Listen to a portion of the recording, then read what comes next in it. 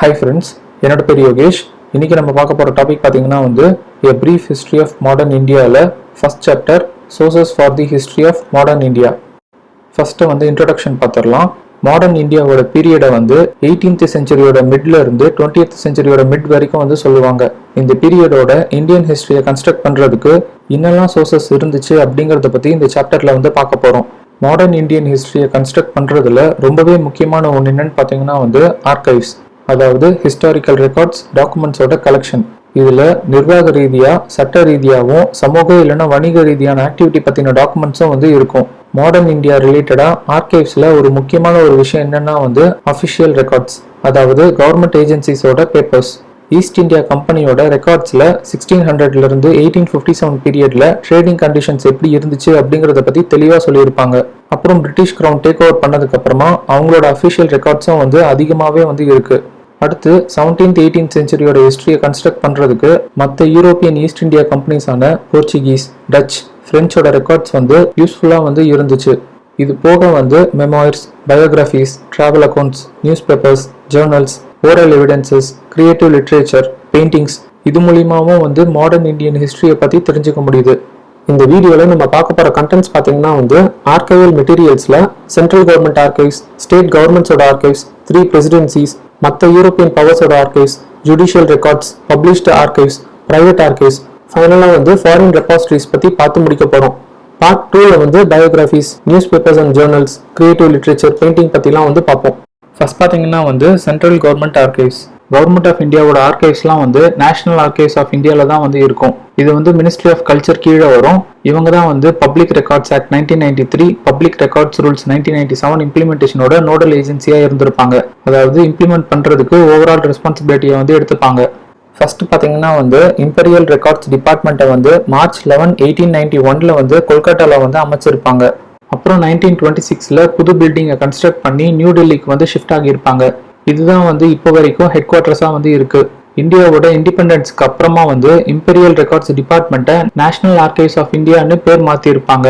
இது போக regional office போபால்லையும் 3 ரெக்கார்ட் சென்டர்ஸ் புவனேஸ்வர், ஜெய்ப்பூர், புதுச்சேரியில இருக்கு. அந்த டைம்ல ஈஸ்ட் இந்தியா கம்பெனியோட ஒர்க் பல ஏரியாஸ்ல இருந்திருக்கும். லைக் ரெவன்யூ, மிலிட்ரி, பொலிட்டிக்கல், எஜுகேஷன்லாம். இந்த மாதிரி பல டிபார்ட்மெண்ட்டோட ரெக்கார்ட்ஸ்லாம் நேஷனல் ஆர்கைவ்ஸ் ஆஃப் இந்தியால இருக்கும். 1767ல பெங்காலோட ஃபர்ஸ்ட் சர்வேயர் ஜெனரலா ஜேம்ஸ் ரென்னல அப்பாயிண்ட் பண்ணியிருப்பாங்க.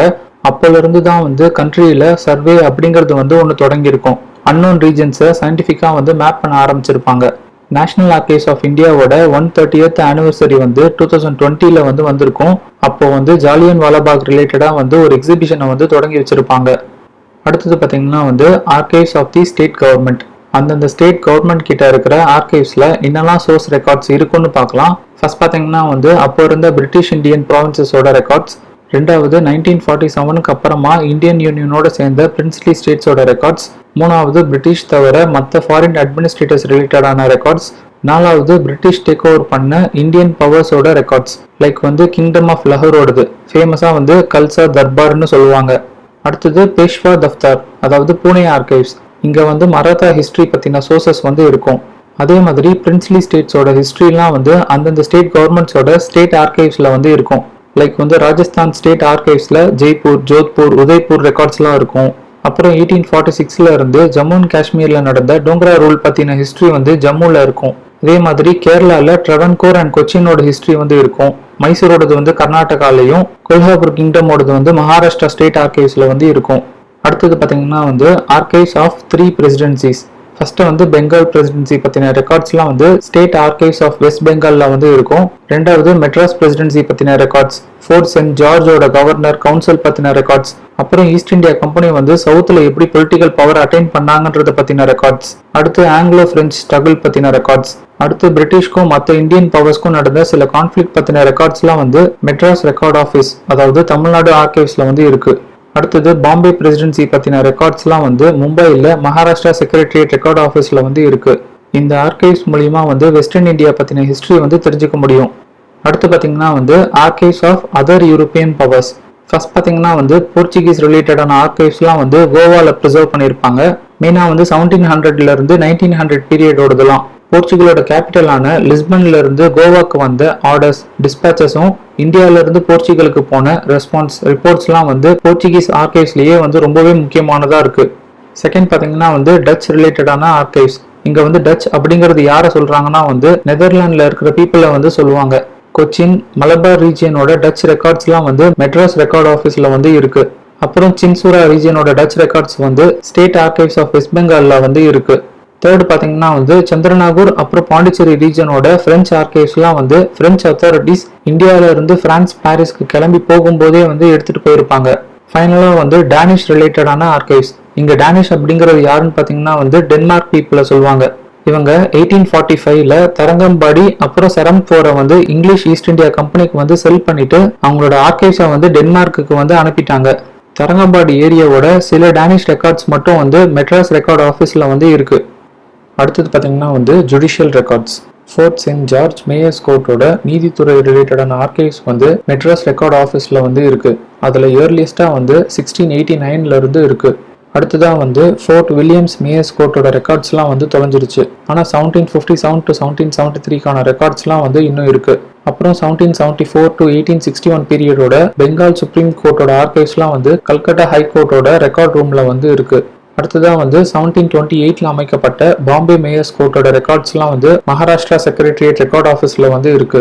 அடுத்தது பார்த்தீங்கன்னா வந்து பப்ளிஷ்டு ஆர்கைவ்ஸ். இதில் ரொம்பவே முக்கியமானது என்னன்னா வந்து பார்லிமெண்ட்ரி பேப்பர்ஸ். அதில் ஈஸ்ட் இந்தியா கம்பெனியோட ரெக்கார்ட்ஸ் அப்புறம் பிரிட்டிஷ் கிரவுன் கீழே இருந்த கவர்மெண்ட் ஆஃப் இந்தியாவோட ரெக்கார்ட்ஸ்லாம் வந்து இருக்கும். அடுத்தது பார்லிமெண்ட்ரி செலக்ட் கமிட்டிஸ் அப்புறம் எஜுகேஷன் சிவில் ரிஃபார்ம்ஸ் இது போல விஷயத்துக்கு அமைச்ச கமிஷனோட ரிப்போர்ட்ஸ்லாம் வந்து இருக்கும். அப்புறம் அந்தந்த டைம்ல இஷ்யூ பண்ண லாஸ் அண்ட் ரெகுலேஷன்ஸோட collections central provincial government publish பண்ண வீக்லி கசட்ஸ்லாம் வந்து இருக்கும். அடுத்தது பார்த்தீங்கன்னா வந்து பிரைவேட் ஆர்கைவ்ஸ். மாடர்ன் இந்தியாவோட டெவலப்மெண்ட்டுக்கு முக்கியமான ரோல் பிளே பண்ண ஃபேமிலிஸ் இண்டிவிஜுவல்ஸ் ரிலேட்டடான பேப்பர்ஸ் டாக்குமெண்ட்ஸ்லாம் வந்து வரும். முக்கியமான தலைவர்கள் பற்றின பேப்பர்ஸ் அப்புறம் ஆர்கனைசேஷன் பற்றின ரெக்கார்ட்ஸ்லாம் லைக் வந்து இந்தியன் நேஷனல் காங்கிரஸ் பற்றின ரெக்கார்ட்ஸ்லாம் வந்து நியூ டெல்லியில் நேரு மெமோரியல் மியூசியம் அண்ட் லைப்ரரியில் வந்து இருக்கு.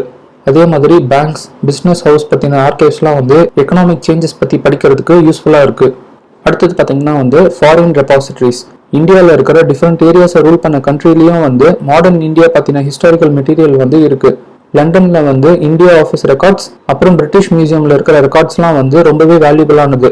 இந்தியா ஆஃபீஸ் ரெக்கார்ட்ஸ்ல டைரக்டர்ஸ் கோர்ட்ஸ் அப்புறம் ஈஸ்ட் இந்தியா கம்பெனியோட ஜெனரல் கோர்ட்ல நடந்த விஷயம் பற்றிலாம் வந்து இருக்கும். அப்புறம் இந்தியாக்கான போர்ட் ஆஃப் கண்ட்ரோல் இல்லைனா போர்ட் ஆஃப் கமிஷனர்ஸ் மீட்டிங்ல நடந்த விஷயம் பற்றிலாம் வந்து இருக்கும். கூடவே வந்து செக்ரட்டரி ஆஃப் ஸ்டேட் இந்தியா கவுன்சிலோட ரெக்கார்ட்ஸும் வந்து இருக்கும். அடுத்து பிரிட்டிஷ் மியூசியம்ல பாத்தீங்கன்னா வந்து இந்தியாவில இருந்த பிரிட்டிஷ் வைஸ்ராய் ஸ்டேட்ஸோட செக்ரட்டரிஸ் அப்புறம் மற்ற ஹை ரேங்க்ல இருந்த சிவில் மிலிட்டரி அபிஷியல்ஸோட பேப்பர்ஸ்லாம் வந்து இருக்கும். அடுத்து மிஷினரி சொசைட்டிஸோட ஆர்கைவ்ஸ்லாம் வந்து இருக்கும். லைக் வந்து சர்ச் மிஷினரி சொசைட்டி ஆஃப் லண்டன்லாம். இதுல பாத்தீங்கன்னா வந்து இந்தியாவோட இண்டிபெண்டன்ஸுக்கு முன்னாடி எஜுகேஷனல் சோஷியல் டெவலப்மெண்ட் வந்து எப்படி இருந்துச்சுன்றது வந்து தெரியும்.